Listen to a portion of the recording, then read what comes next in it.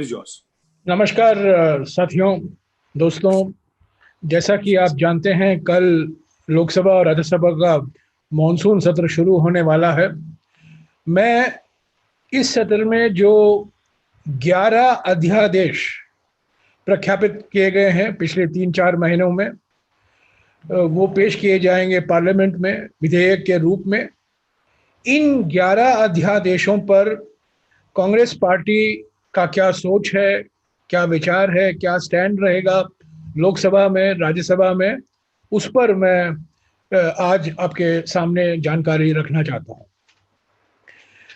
पहले तो मैं कह दूं कि 3 अध्यादेश का हम बिल्कुल स्पष्ट तरीके से विरोध कर रहे हैं। इसमें कोई किंतु नहीं है, परंतु नहीं है। स्पष्ट तरीके से 100% कृषि संबंधित 3 अध्यादेश जो जारी किए गए थे, इसके हम खिलाफ हैं। जैसा कि आप लोग जानते होंगे, ये 2 अध्यादेश एग्री मार्केटिंग पर है और तीसरा वाला एसेंशियल कमोडिटीज कानून पर है। इसके संबंध में हमारे मुख्यमंत्री, पंजाब के मुख्यमंत्री, छत्तीसगढ़ के मुख्यमंत्री, राजस्थान के मुख्यमंत्री, हरियाणा के पूर्व मुख्यमंत्री, सब लोगों ने प्रधानमंत्री को खत लिखा है। पंजाब के विधानसभा में एक प्रस्ताव भी पारित किया गया था इसके खिलाफ। तो हमारा ये मानना है, ये जो कृषि संबंधित अध्यादेश है किसानों के हित में नहीं है। किसान संगठन भी इसका विरोध कर रहे हैं कई देशों में, और जो कृषि पर आधारित राज्य हैं, पंजाब, हरियाणा, मध्य प्रदेश, छत्तीसगढ़, इनके रेवेन्यू पर भी काफी नकारात्मक असर पड़ेगा। इससे सिर्फ निजी कंपनियां फायदा उठा सकती हैं, कॉन्ट्रैक्ट फार्मिंग होगा, कॉर्पोरेट फार्मिंग होगा, और जो पिछले 50 सालों में एक हमारी प्रणाली है, एमएसपी की प्रणाली, न्यूनतम समर्थन मूल्य की प्रणाली, वो खत्म किया जा रहा है। पब्लिक प्रोक्योरमेंट और food corporation of India, FCI, जो अनाज खरीदती है सार्वजनिक वितरण के लिए, उसको भी खत्म किया जा रहा है। जनवरी 2015 में हिमाचल प्रदेश के पूर्व मुख्यमंत्री और बीजेपी के सांसद शांता कुमार जी के नेतृत्व में एक समिति का एक रिपोर्ट फाइनलाइज किया गया था। वो रिपोर्ट सरकार को भी पेश किया गया था, और उसी रिपोर्ट के सिफारिशों के आधार पर ये अध्यादेश आए हैं। और हमारा ये मानना है, जैसा कि मैंने कहा, मैं फिर से दोहराऊंगा, इसमें कोई शक नहीं होनी चाहिए, हम इसका कड़ा विरोध करेंगे। हरियाणा, पंजाब, छत्तीसगढ़, मध्य प्रदेश, सभी राज्यों में इसके खिलाफ प्रदर्शन हो रहे हैं। और एमएसपी और पब्लिक प्रोक्योरमेंट, जो हमारे खाद्य सुरक्षा के स्तंभ हैं, वो न केवल कमजोर होंगे बल्कि वो खत्म हो जाएंगे। तो ये किसानों के हित में नहीं है। कृषि जो जिस राज्यों में कृषि से उनके आमदनी में बहुत फायदा होता है, जैसा कि मिसाल के तौर से पंजाब, हरियाणा, मध्य प्रदेश, छत्तीसगढ़, इन राज्यों के खिलाफ भी है। और सबसे बड़ी बात, केंद्र सरकार ने राज्य सरकारों के साथ कोई विचार विमर्श नहीं किया। कृषि तो एक राज्यों की सूची में आती है, कॉन्स्टिट्यूशन में, संविधान में, पर ये कृषि संबंधित अध्यादेश के बारे में अफसरों के स्तर पर या मंत्रियों के स्तर पर कोई विचार विमर्श नहीं हुआ, और अचानक ये अध्यादेश प्रख्यापित किए गए। तो इन 3 कृषि अध्यादेशों का हम बिल्कुल स्पष्ट तरीके से विरोध करेंगे। एक और अध्यादेश है जो वित्त मंत्रालय से संबंधित है। बैंकिंग रेगुलेशन एक्ट में जो संविधान जो संशोधन किया जा रहा है उसका भी हम बिल्कुल स्पष्ट तरीके से विरोध करते हैं। ये बैंकिंग रेगुलेशन एक्ट के तहत सारे सहकारी बैंक, कोऑपरेटिव बैंक जो है, जिस पर आज राज्य सरकारों का रेगुलेशन चलता है, वो सारे के सारे बैंकों का रेगुलेशन अभी रिजर्व बैंक ऑफ इंडिया करेगा। और जो कोऑपरेटिव बैंक के सदस्यता है वो उसमें भी बदलाव लाया जा रहा है, ताकि जो किसान नहीं है, जो कोऑपरेटिव के मेंबर नहीं हैं, उनको भी शेयर इन बैंकों में मिल सकता है। ये राज्यों के खिलाफ है, ये संविधान के खिलाफ है। और जब रिजर्व बैंक ऑफ इंडिया, आप जानते हैं कई बैंक बंद हो गए हैं रेगुलेशन के बावजूद, तो ऐसा कोई कहीं लिखा नहीं है कि जो काम निगरानी का काम आरबीआई करता है वो कोई मजबूती से करता है। तो ये अध्यादेश भी हम बिल्कुल स्पष्ट तरीके से विरोध कर रहे हैं।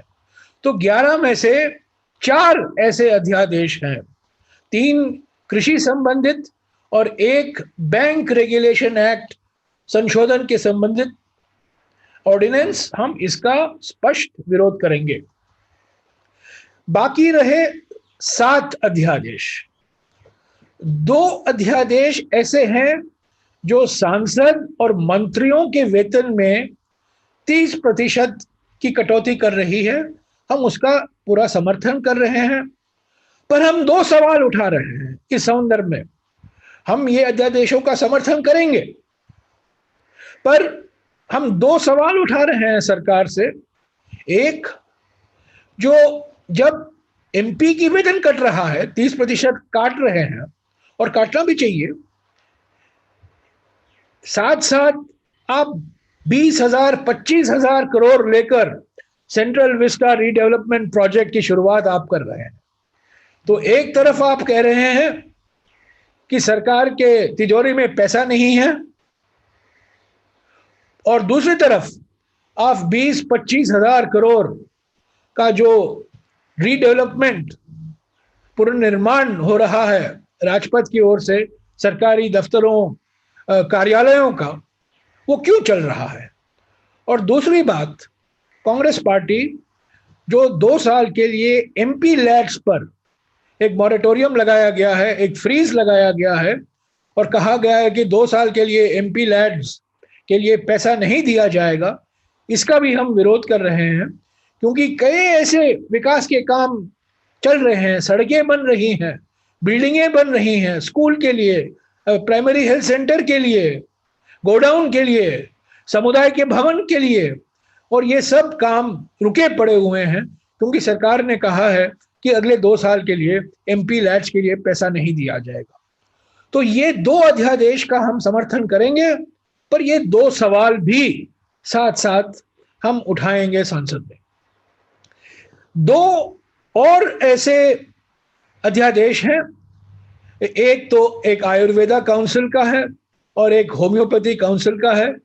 वो काउंसिल जो है सरकार अधिकार ले रही है अपने हाथों में पुनर्गठन के लिए, हम इसका विरोध नहीं करेंगे और ये 2 अध्यादेशों का हम समर्थन करेंगे।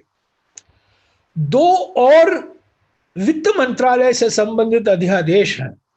एक, इंसॉल्वेंसी और बैंक्रप्सी कोड में कुछ संशोधन लाए जा रहे हैं, और एक टैक्सेशन संबंधित कानूनों में भी संशोधन लाया जा रहा है। हम ये 2 अध्यादेशों का विरोध नहीं कर रहे हैं, पर कुछ गंभीर सवाल उठा रहे हैं। टैक्सेशन ऑर्डिनेंस के संबंध में एक नया प्रावधान लाया जा रहा है अध्यादेश के माध्यम से, ताकि ये जो पीएम केयर्स फंड स्थापित किया गया है उसको 100% कर छूट देने का एक प्रावधान है। हम पीएम केयर्स के बिल्कुल खिलाफ हैं। इसमें कोई पारदर्शिता नहीं है, इसमें सीएजी का ऑडिट नहीं है, इसमें आरटीआई लागू नहीं होता है। कुछ पूंजीपतियों ने पीएम केयर्स फंड के लिए करोड़ों रुपए दिए हैं। चीन की कंपनियां भी, ऐसा हमें अखबारों के माध्यम से हम पढ़े हैं कि चीन की कंपनियां भी पीएम केयर्स फंड में कंट्रीब्यूशन दिया है। एक तरफ लद्दाख में चीन के साथ हमारा मुकाबला हो रहा है, घुसपैठ हुआ है। चीन आज हमारे जमीन पर आज भी बैठा हुआ है और साथ साथ हमारे प्रधानमंत्री पीएम केयर्स में चीनी कंपनियों से कंट्रीब्यूशन लेते हैं। तो हम ये टैक्सेशन संविधान, जो टैक्सेशन एक्ट में जो संशोधन लाए जा रहे हैं और बहुत सारे प्रावधान हैं, उसका हम विरोध नहीं करेंगे, पर ये पीएम केयर्स का जरूर हम विरोध करेंगे, क्योंकि सिद्धांतिक तौर से हम पीएम केयर्स के खिलाफ हैं। इसका सीएजी ऑडिट होना चाहिए, इसमें आरटीआई होना चाहिए, पूरा जवाबदेही के साथ ही अगर पीएम केयर्स रहना ही है तो बिना पारदर्शिता से ये फंड्स नहीं रह सकता। इंसॉल्वेंसी और बैंक्रप्सी कोड में जो संशोधन लाया जा रहा है, 6 महीने के लिए छूट दिया जा रहा है कंपनियों को, और ऐसा भी प्रावधान है कि ये 6 महीने 1 साल हो सकता है। हम 6 महीने के लिए हमारी कोई आपत्ति नहीं है। हमारी आपत्ति यही है कि जो लघु कंपनियां हैं, जो छोटे कंपनियां हैं, जो मध्यम वर्ग की कंपनियां हैं, जो एमएसएमई है, जिनको पैसा मिलना है बड़े कंपनियों से, उनको नहीं मिलेगा। सबसे बड़ा खतरा हमारे अर्थव्यवस्था में आज एमएसएमई के सामने है। एमएसएमई, लाखों करोड़ों एमएसएमई संस्थाएं बंद पड़ी हुई हैं, उद्योग बंद पड़ी हुई हैं। इन हालात में सरकार को कहना कि जो पैसा आपको मिलना चाहिए 1 साल के लिए नहीं मिलेगा, हम समझते हैं ये बहुत बड़ा कठोर कदम है और हम इसका विरोध करते हैं। 11वां अध्यादेश है एपिडेमिक डिसीज एक्ट 1897 में संशोधन ला रहा है। वो संशोधन है कि जो हमारे स्वास्थ्य कार्यकर्ता हैं, डॉक्टर हैं, नर्स हैं, पैरामेडिकल पर्सनल हैं, उनको सुरक्षित रखना चाहिए। उनके खिलाफ कोई हिंसा नहीं होनी चाहिए, कड़ा कानून है, हम इसका स्वागत करते हैं। पर जब ये इस पर बातचीत होगी, जब इस पर विचार विमर्श होगा, तब हम सरकार की कोविड-19 की पूरी रणनीति पर हम सवाल उठाएंगे और जवाब मांगेंगे सरकार से। तो संक्षिप्त में 11 अध्यादेश, 4 अध्यादेशों का स्पष्ट विरोध कांग्रेस पार्टी की ओर से, 2 ऐसे अध्यादेश हैं जिसका हम समर्थन करेंगे, जिस पर हम बड़े गंभीर सवाल उठा रहे हैं, और भी जो बाकी अध्यादेश हैं जहां हमारा समर्थन प्राप्त है। जब डिस्कशन होगा लोकसभा में और राज्यसभा में, जो सवाल मैंने जो मुद्दे मैंने आपके सामने रखा है, वो हम जरूर उठाएंगे। हम चाहते हैं कि अगले 14 दिनों में राज्यसभा में और लोकसभा में जो हमारे देश के सामने बड़े गंभीर मुद्दे हैं, कोविड-19 से जुड़ा हुआ मुद्दा है, अर्थव्यवस्था जो आज हमें देखने को मिल रहा है, बेरोजगारी, गरीबी, जो माइग्रेशन हो रहा है, एमएसएमई बंद पड़े हुए हैं, उद्योग बंद पड़े हुए हैं, व्यापार बंद पड़ा हुआ है, इस पर चर्चा हो। चीन के साथ पिछले 4-5 महीने में जो कांड घटा है, और आज भी प्रधानमंत्री ने तो कहा था कि कोई बाहर से कोई इनकर्शन नहीं हुआ है हमारे जमीन पर, वो तो बिल्कुल हकीकत के खिलाफ है।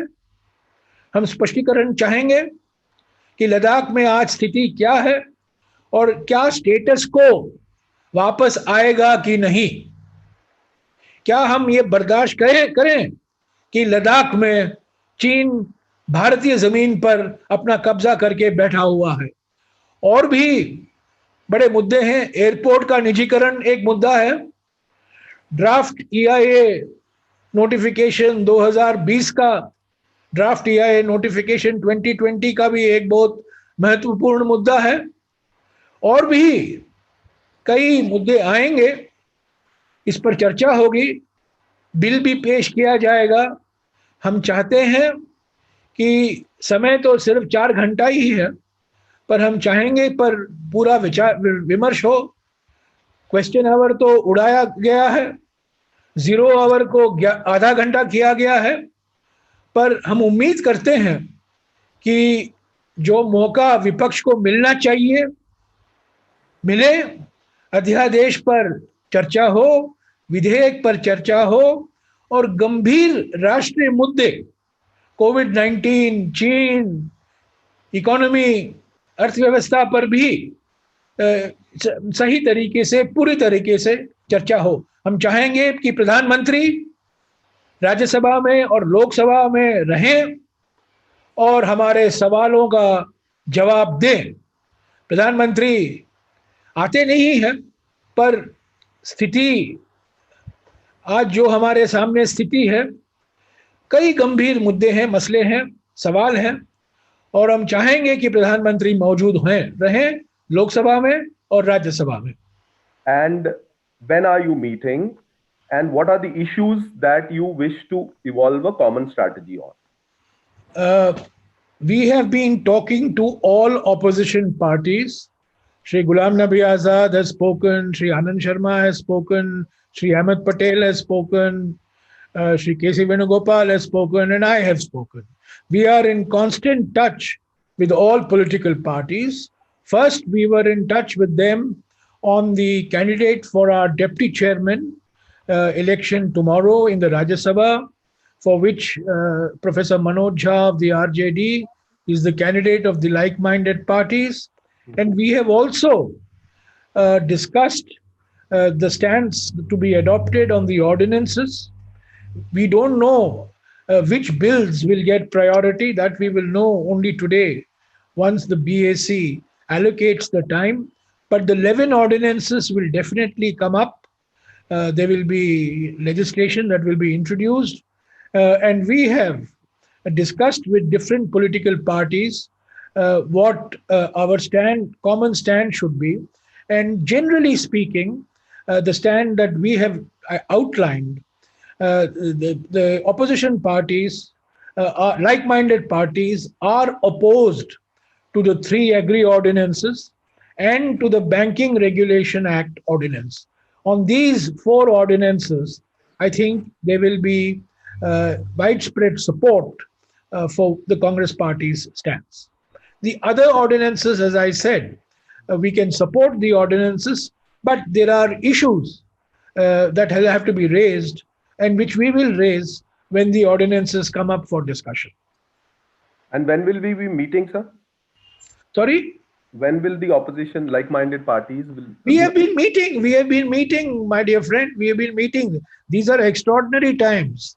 Meetings take different ways. This press conference is an extraordinary way of meeting as well. So we have been meeting. We have been in touch with opposition parties. We would not have had a common candidate if we had not met and if we had not been in touch.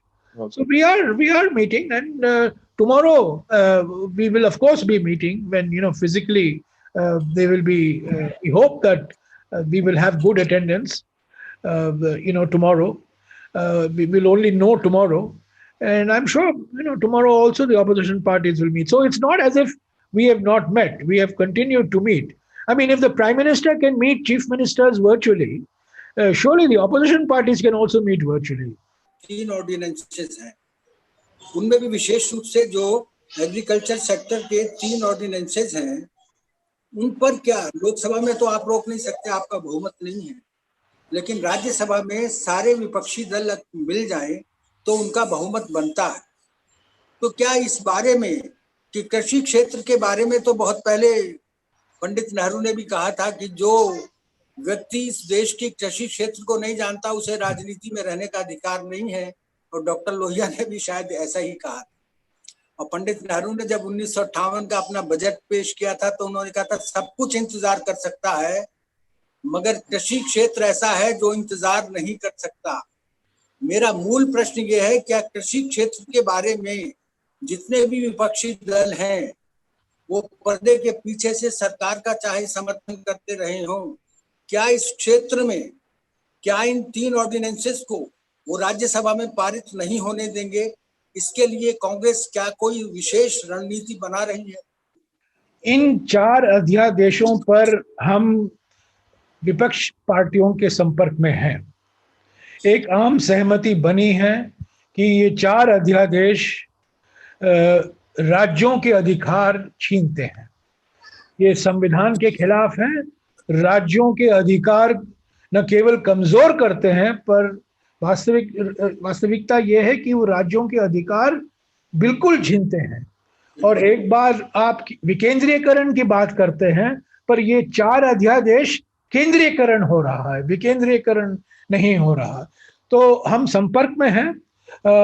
हाँ, ये बात सही है कि संख्या आंकड़े लोकसभा में तो है नहीं पर राज्यसभा में हम इसका प्रभावशाली तरीके से विपक्ष कर सकते हैं और जरूर करेंगे। हम संपर्क में हैं और मैं खुद कई विपक्ष के पार्टियों से मेरी बातचीत हुई है और एक आम सहमति बनी है कि ये 4 अध्यादेश का हमें पूरा विरोध करना चाहिए। सर, मैं वीडियो मेरा ऑफ हो रखा है, मैं ऑडियो में हूँ आपके साथ। मेरे 2 सवाल हैं आपसे।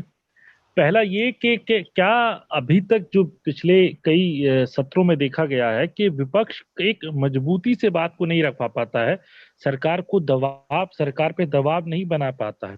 इस बार जो आप स्ट्रेटेजी इवॉल्व कर रहे हैं, आप कॉन्फिडेंट हैं कि सरकार पे दबाव बना पाएंगे? क्योंकि क्वेश्चन आवर के ऊपर भी विपक्ष ने बहुत बात कही लेकिन सरकार का रुख वही रहा जो सरकार चाहती है।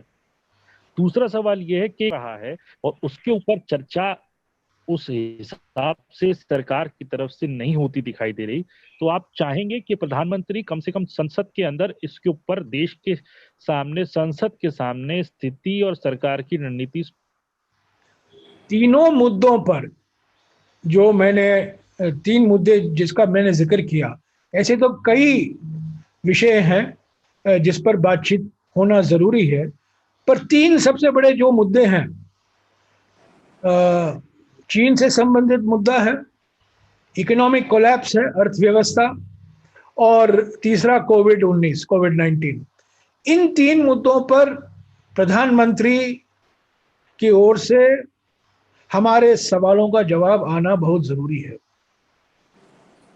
चीन में तो प्रधानमंत्री का बयान ही हमको कमजोर किया है। तो प्रधानमंत्री ने कहा बाहर से कोई आया नहीं है हमारे देश में, हमारे जमीन को किसी ने लिया नहीं है। ये बिल्कुल हकीकत के खिलाफ है और ये बार बार चीन इसी बयान को दोहरा रहा है। तो हम चाहेंगे कि प्रधानमंत्री रहें और डिबेट में भाग लें और एमपीओ के सवाल का जवाब दें। हम उम्मीद करते हैं कि वो रहेंगे लोकसभा में और राज्यसभा में। आपने ये किया है कि हमारी रणनीति पिछले सत्रों में सफल नहीं रही है, कुछ मुद्दों पर सफल रहा है। कुछ ऐसे बिल पेश किए गए थे जहां सभी विपक्ष पार्टियों ने मिलकर उसको सिलेक्ट कमेटी में भेजा, मिसाल के तौर से। पर कभी कभी ऐसा होता है कि कुछ हमारे विपक्ष की जो नॉन बीजेपी, नॉन कांग्रेस पार्टियां हैं, टीआरएस हो या वाईएसआरसीपी हो या बीजेडी हो, उनका एक अलग से स्टैंड होता है। पर मैं आपको कह दूं कि इन 4 अध्यादेशों पर मैंने कई पार्टियों से मैंने खुद बात की है और सब लोग इसके खिलाफ हैं। तो मैं उम्मीद करता हूं कि राज्यसभा में, लोकसभा में तो होना मुश्किल है, लोकसभा में तो हम अपना विपक्ष पूरी तरीके से, प्रभावशाली के तरीके से, स्पष्ट तरीके से हम प्रकट करेंगे। पर राज्यसभा में हम पूरा कोशिश करेंगे कि अध्यादेश कई सेलेक्ट कमेटी को भेजा जाए। Many parliamentarians are not attending and your own Congress president along with Rahul Gandhi have gone away at a time when, you know, the session is starting. It sends a wrong message somewhere down the line that, you know, people are not serious about Parliament and its accountability to the people, especially being a responsible opposition. How do you see your role in these two contexts? Well, in November 1962, when when India and China were at war, Parliament was meeting, Sunil. I will just remind you that from the 11th of November 1962, Parliament was meeting. And during the second phase of the Chinese invasion of India in November of 1962, Parliament was in session. A Prime Minister was sitting in the Lok Sabha, listening to criticism of his own policies from senior parliamentarians, including Mr. Atal Bihari Vajpayee. I mean, it is ridiculous to say that there should not be any discussion on China. We need a discussion on China. We are responsible political parties. We know what to say and what not to say. The greatest damage to our cause has been done by the Prime Minister's own statement. He owes an explanation. Why did he make that statement? And that statement has single-handedly weakened India's case. And the status quo ante on the LAC has not been restored. I mean, so these are questions that have to be asked. Why did the Prime Minister make the statement that he made to political parties? Has the status quo on the LAC been restored or not? We welcome the talks between the defense ministers. We welcome the talks between the foreign ministers. But these are serious questions. And, you know, we're not scoring debating points here. It's a very serious national issue, as is the economic collapse, as is the fact that we are now number 2 in COVID-19 infection cases. And God knows, we may yet end up being number 1. So these are very serious issues. There are other issues in Parliament, draft EIA notification, the issue of airport privatization, the manner in which opposition leaders and academics and intellectuals and social activists are being charge sheeted, right, left and center. So, you know, Prime Minister should answer. Parliament is a place for debate and discussion, not for running away. Now, as far as senior leaders not attending Parliament is concerned, yes, I mean, a lot of people have expressed their health concerns, not only in the Congress party, in other parties as well. In fact, I personally made a request to the chairman, why not allow those who cannot attend because of health reasons, give them online access, let them speak virtually. This is happening in other parliaments of the world. 40 parliaments of the world have met in a virtual manner. So why not allow those people who, for medical reasons, I mean, for example, there are a number of Trinamool Congress MPs who have written to the chairman that for health reasons they cannot attend. Now, why can't they be allowed to make their speeches virtually? It's perfectly possible. But I'm afraid, the government has not, a country that claims to be the IT superpower of the world, and we have Digital India and Skill India and all these things. We are not able to organize virtual sessions of Parliament or committees of Parliament. So, these are extraordinary times, and people are worried. I myself have gone through a test. All MPs have taken a test day before yesterday. We are all waiting for our results. So it's natural for people to be worried in these times. People also want to attend and participate, and I wish the government had listened. I mean, till 2 days ago, I was making this request, but I'm afraid it has not been acceded to. And today again, we are having the BAC at 4 o'clock, and I will repeat this request again, that at least senior members who are not able to attend because of any member, not just senior, any member, COVID-19 knows no age barriers. Whoever cannot attend because of medical reasons should be allowed to participate virtually. Okay. Jairam sir भाई, जो आपने कहा कि 4 अध्यादेशों का कड़ा विरोध करेगी कांग्रेस संसद में, तो क्या जो अन्य विपक्षी दल है, मसलन समाजवादी पार्टी, बहुजन समाज पार्टी, क्या इन पार्टियों से संपर्क किया गया है बीजेडी से, और इन पार्टियों का क्या रुख है, क्या जवाब आया है? अगर इस बारे में आप कुछ बात। मैंने आपको पहले ही कहा कि सभी पार्टियों के साथ हम संपर्क में हैं इन अध्यादेशों के बारे में, और कई ऐसी पार्टियां हैं जो इन 4 अध्यादेशों का विरोध कर रहे हैं। अभी कल पता चलेगा, कल परसों पता चलेगा, पर मैं कांग्रेस पार्टी अकेली नहीं है। कई ऐसे विपक्ष की पार्टियां हैं जो मानती हैं, जो विश्वास करती हैं कि ये अध्यादेश राज्यों के खिलाफ है, किसानों के खिलाफ है, फूड सिक्योरिटी, खाद्य सुरक्षा प्रणाली के खिलाफ है, और खास तौर से राज्य संवैधानिक अधिकार जो है राज्यों का, वो छीना जा रहा है। कोऑपरेटिव फेडरलिज्म के खिलाफ है ये।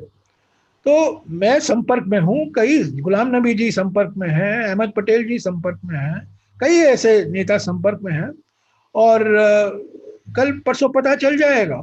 पर ये इन 4 अध्यादेशों पर मैं साफ कहना चाहता हूं कि कई विपक्ष पार्टियां इसके खिलाफ है। Thank you, sir. I will ask you the last question. In fact, this has been sent in by our friend from Indian Express. Manoj has asked, what are the specific objections to the banking regulation ordinance? And आपने हिंदी में बताया, he wants it in English, paraphrased. Well, I will tell you in your question that you are asking on the Banking Regulation Act, we have 5 specific objections. Is Manoj listening? He's there, sir. Okay. His video is off. He's there. There are 5 specific objections, and let me read out the objections which was prepared by the committee, which was set up by the Congress president to study the ordinances, and these were then approved by the Congress president. Number 1, cooperative banks are part of the structure of cooperatives and ought to be regulated by the state governments, not by the central government. Number 2, if the ordinance becomes law, all key financial intermediaries will come under the control of the central government. There will be more centralization. Congress Party stands for decentralization and for empowering states. Number 3, and this is very important, ordinance gives power to the center to change the membership structure of a cooperative. A farmer-promoted district cooperative bank could be transferred to the hands of non-farmers. Similarly, a fisherman-promoted cooperative could be transferred to the hands of fish traders and non-fishermen. Number 4, power is being taken to change the financial structure of cooperative bank, enabling the vesting of control in the hands of strangers and predators. So tomorrow, a man who takes over airports can also take over cooperative banks. Number 5, the Reserve Bank of India is being vested with more regulatory responsibilities. Reserve Bank of India's record of regulating banks and some NBFCs is mixed.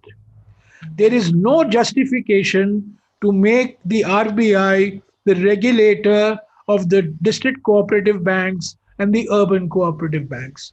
So our objection to the amendment in the Banking Regulation Act are 5 in nature, and I have highlighted all the 5. Sir, तो आपने बहुत से issues को जो है तो अभी यहाँ पर बताया कि ये इश्यूज को जो है तो कांग्रेस पार्टी ऑपोजिशन उठाएगी। दिल्ली राइट्स, जो फरवरी के राइट्स है, उसके सिलसिले में जो पुलिस का जो प्रोब है, इन्वेस्टिगेशन है, उस पर बहुत ज्यादा क्रिटिसिज्म हो रहा है। कल सप्लीमेंट्री चार्जशीट में सीताराम येचुरी जी का भी नाम है, और इसी पर जो है पुलिस अफसरान भी, farmer police officers also raising questions, objections. तो क्या ये इशू को आप उठाएंगे? बिल्कुल बिल्कुल बिल्कुल, इसमें कोई दो राय नहीं है। बिल्कुल स्पष्ट कर दूं, ये मुद्दा उठेगा, हम उठाएंगे।